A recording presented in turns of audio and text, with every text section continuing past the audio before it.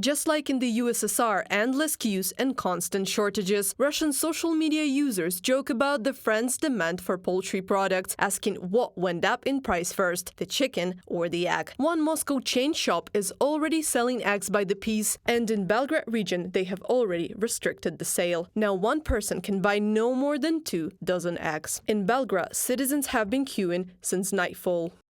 People have been queuing for them since 5 a.m. In some regions, they are already worth 300 rubles per dozen. Russian users on social network X, formerly Twitter. Rosstat reports that over the year the cost of eggs has risen by 25% on average in the country, and according to the Russian Prosecutor General's office, it's 40%. Prices have increased for other products in Russia as well. The cost of food, veterinary drugs, fuel and grease and electricity have become more expensive for industrial enterprises. We should also realize that the sanctions pressure has also had an impact in terms of equipment, components and agricultural machinery. The difficulties are associated, among other things, with the change in the ruble exchange rate.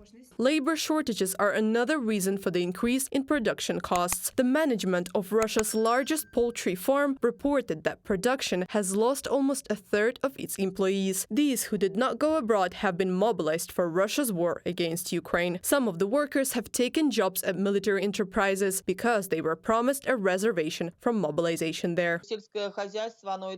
Agriculture is already at the limit of its capacity to raise wages for workers, and they are under pressure from both sides. The locals are either mobilized or they go to work at the defense industry, or they just run away and leave. They have no possibility to attract people from somewhere else, neither remotely nor from other cities. Without supplies from the West, the country's agriculture is degrading. Experts say seeds, fertilizers, machinery and software were imported. Russia has already turned to Turkey for help. In particular, Russian Agricultural Bank has allowed a number of Turkish enterprises to sell eggs and chicken meat free of duty.